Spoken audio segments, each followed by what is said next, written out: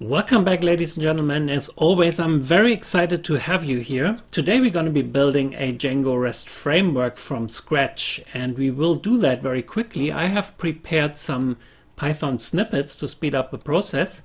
You should at least have some basic Python knowledge, otherwise you won't be able to follow. So with that out of the way, let's get started.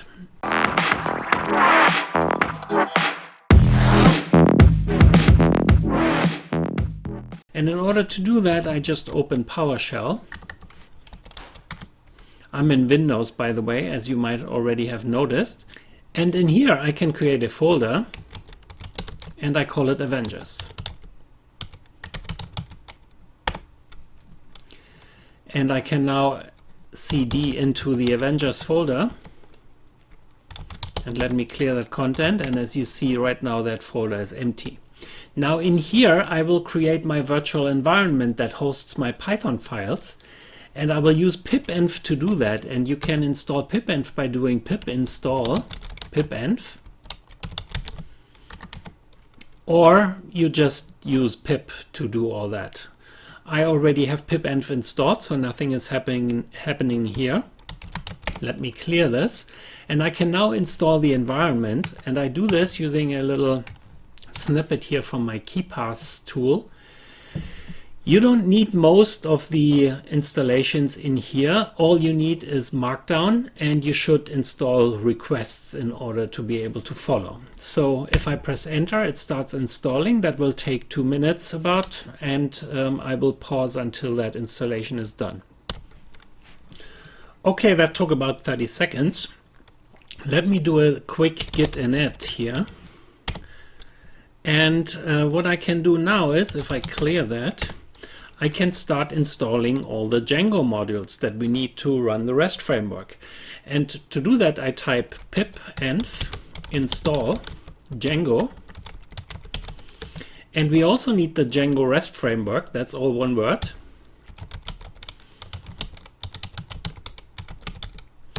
And we also need Django filter. And make sure you type Django filter and not Django filters. If you type Django filters, it will install something else, and you probably spend an afternoon trying to figure out what went wrong. So this will again take 30 seconds. I will pause the video until it's done. So the installation is complete now, and I can check it by typing Python -m Django and then -- version. And you see that you see nothing, because I first have to activate my environment, pipenv shell. And now let me try that Django version again, and you can see here I have version 3.04 installed. If I clear this again, then basically all the installation steps that we have to do are done. What we have to do now is we have to create a project, and we have to create an app. And in order to do that, we start with the project by typing Django admin -admin start project. And we have to give the project a name, and we call that project, as we called our folder, Avengers.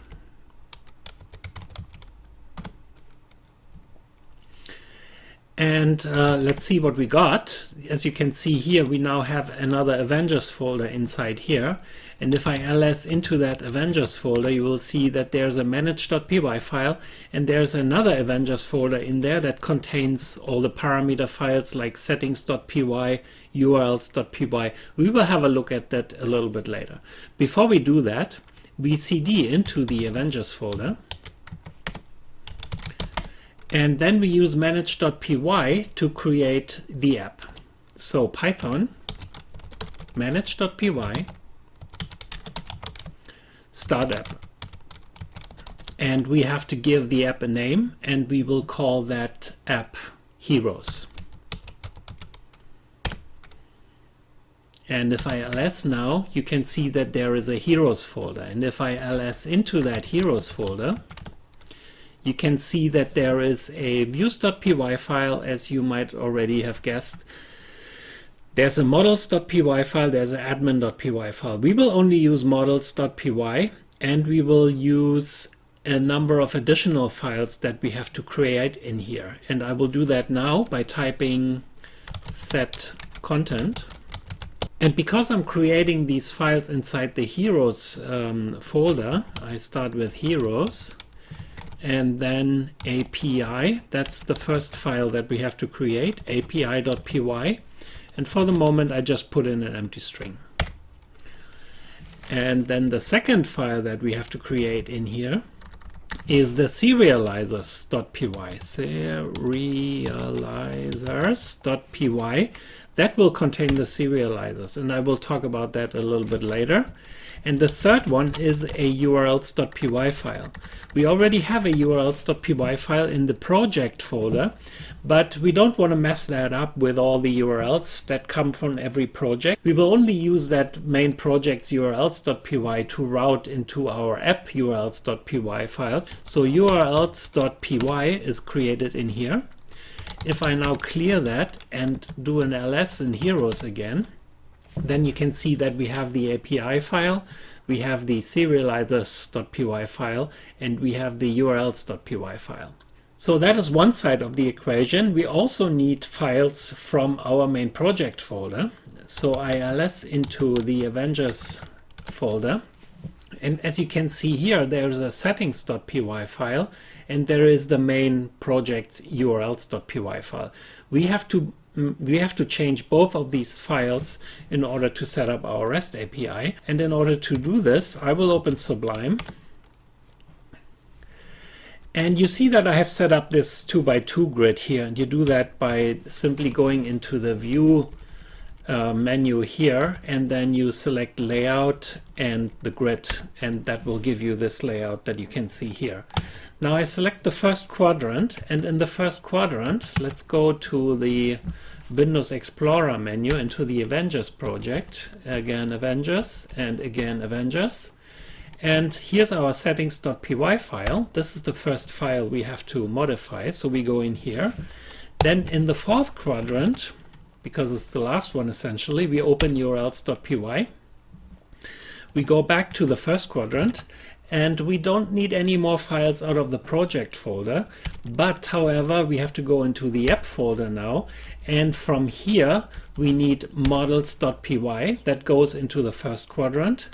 Then into the second we get serializers. We will open that here, and in the third quadrant down here we will open api.py. And finally, in the fourth quadrant, we will open that urls.py that we get from our app folder here. Now let's go back to quadrant 1 and start modifying the settings.py file. Let's first get rid of the doc string here. We don't need that for the moment. And if I scroll down, you see that there is these installed app list here. And we have to add our app that we just created to the installed apps. Now, the way you do that is you just add a string here. And our app was called Heroes. So we can just, type it or copy it. And don't forget the trailing comma here. Plus, what we also have to do is, because we're adding a REST framework, and in our REST framework we want to add a filter, we also have to add some parameters for the filter. And I will do that using a snippet here. And that snippet should be named settings. Here we go. That has two sections, as you can see here. And I will remove the comment. We have already here in line 31, we have already added the app to the model, to the installed apps. That's what we did up here, the Heroes app. So I can actually remove this line. However, what we need is we need the Django REST framework, and we need the Django filters to be added to the installed apps. And that's what I've done now. Now, again, you can remove the comment line here.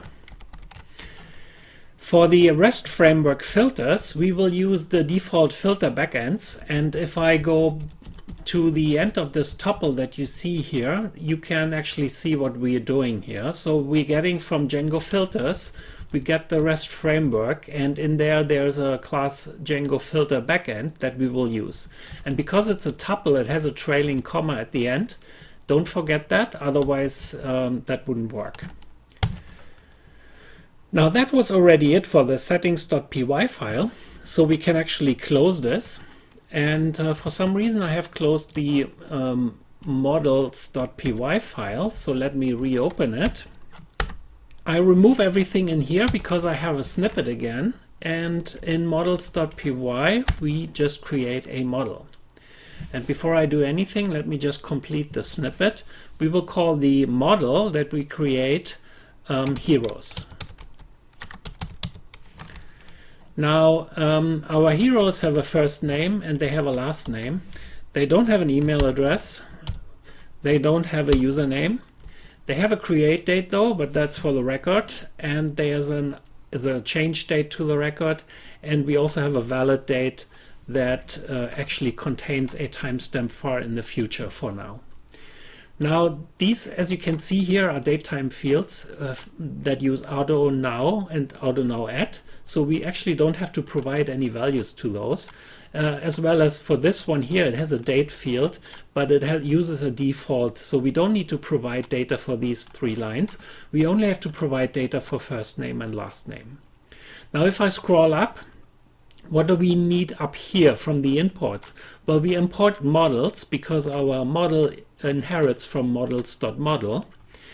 We don't need time zone, so I will just remove that. We don't need user for the moment because we just removed it from our fields. We don't need post save. We don't need reverse. We just leave datetime because the default here uses the datetime module.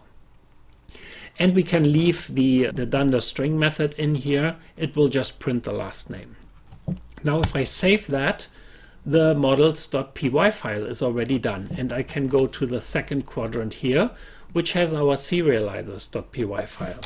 Again, I have a snippet, and this is called serializer.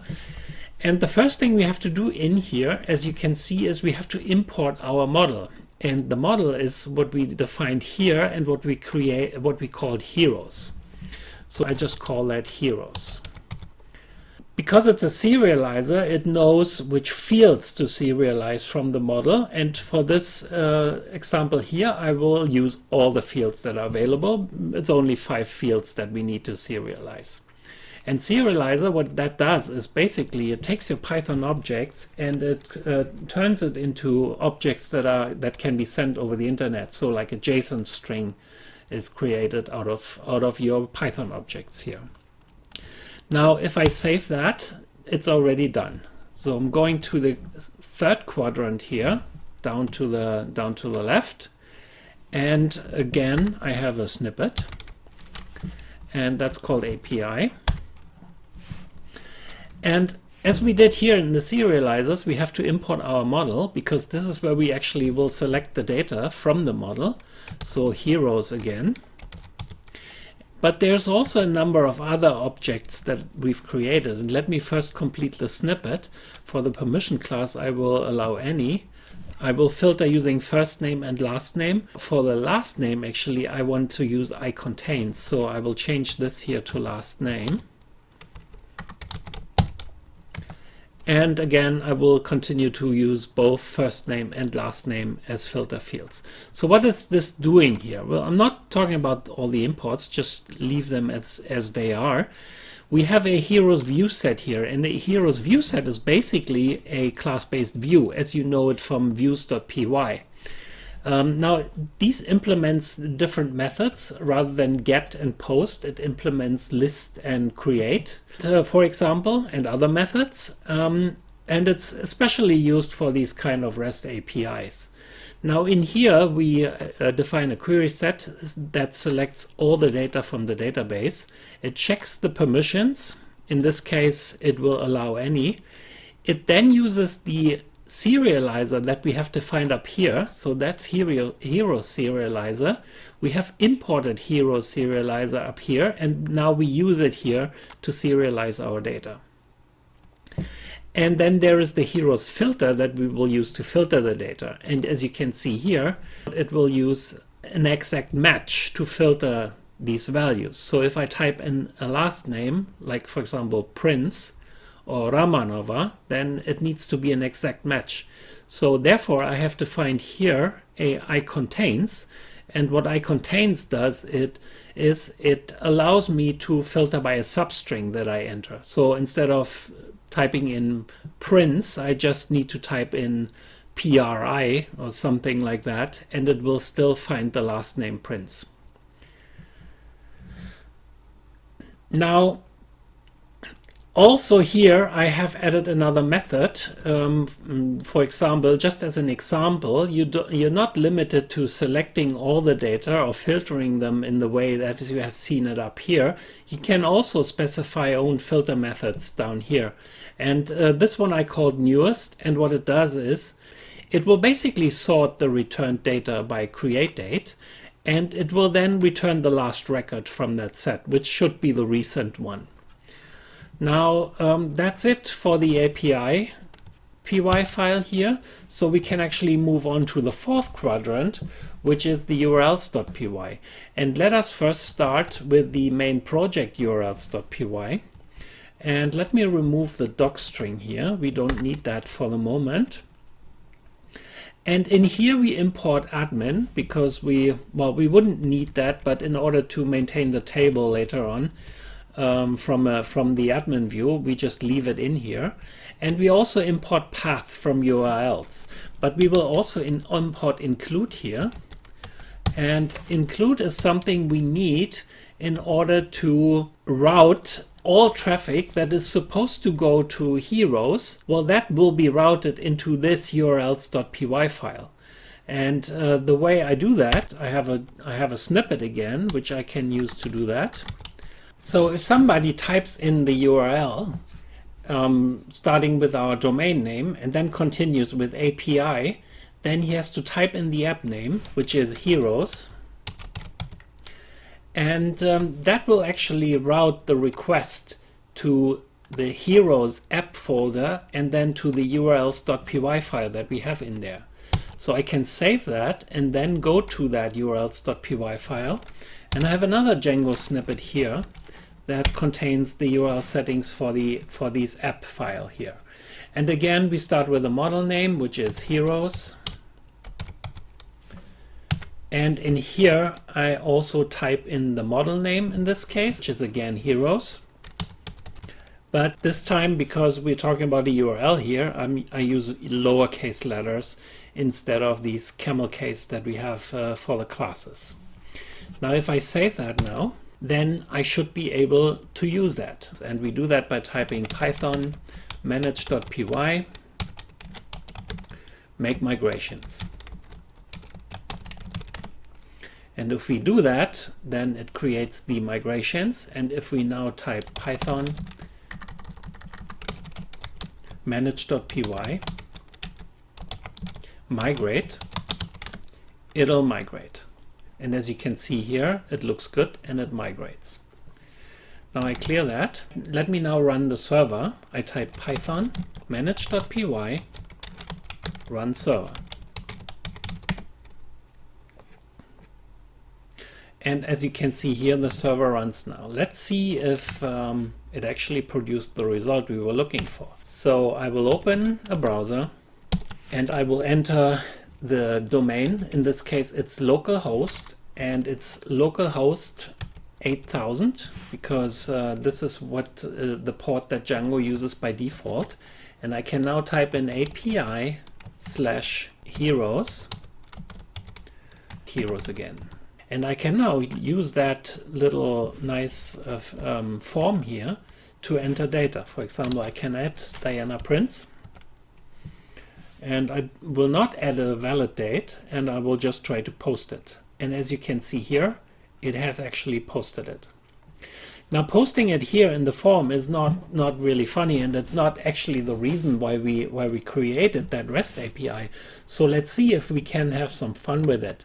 And to do that, I'm going back to Sublime, to that first quadrant, and I will create a new file, and I call that test.py and save that.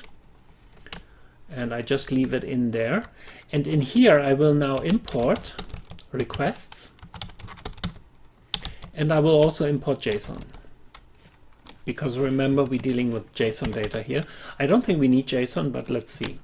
So the first thing I will do here is I will create a payload. That is the data we want to send over to the server, and that's a dictionary, and that has a first name. And let's say that first name is Natasha, and it has a last name, and let's say that last name is Romanova. Before we can post this, we need to tell the request library where we want to post it to, and for that we have a URL. And that URL is a string, and we can actually copy the one that we have up here. So let me paste this in here. And now we can say out equals requests dot post, and we pass in the URL, and we pass in data, and as data we pass in the payload. And let's see what this returns. So print out, just to see that the request was successful. Let's try to run this. Open PowerShell. Well, I can actually run this in Sublime. I don't know if you see the result. Let's try this. And you can see that we get a response 201. Now see what we got. If I refresh this here, it doesn't show me what I want. Let's see. Let me do this again here. Here you go. What we see here is Natasha Romanova, and as you can see, that is the data that we just posted with using the request library.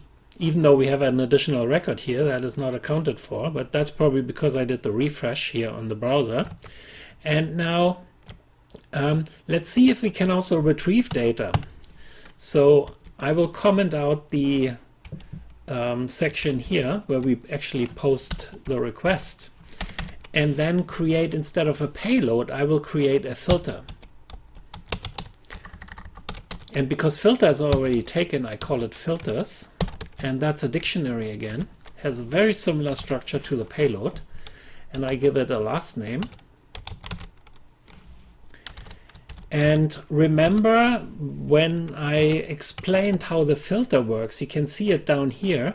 We have an iContains expression for last name, and that's the one I will filter for. So instead of typing the entire last name, I should be able to filter by just a part of the string. So let's call it PRI for the moment and hope that we will get a result using PRI. And I will create a variable out again. Actually, we shouldn't call this one out here because that's kind of redundant. Let's call this posted. And here the variable out I will assign requests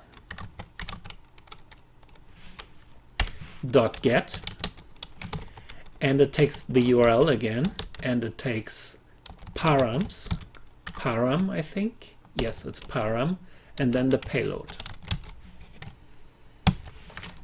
And let me also print out again, just to see what we got. I mean, in this case it's important, and because we are what would we expect? Right now we have 2 entries with the last name Prince, so I would expect to get 2 records. So let's loop over that list and say for line, actually we do I line in enumerate out.text, and let's print I line and run it. And we got an unexpected keyword argument. Let's see what the problem is. Well, the problem is that it is actually params, not param. Let's rerun it. And you can see we got something back, but not exactly what I expected. This is because we have to add .json, and we can use the function from the request library. So it's actually not using the JSON library here. We could use that as well.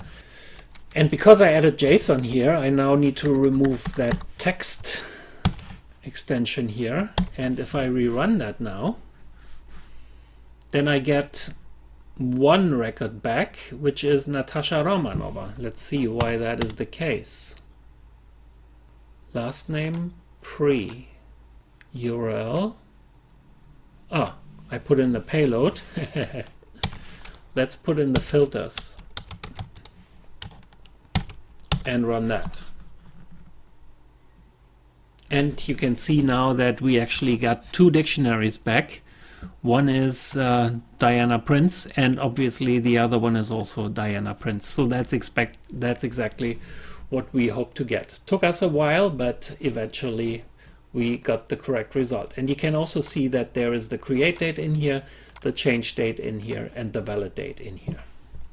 Now that was it for today. Hopefully you liked it, and please like the video, and see you next time.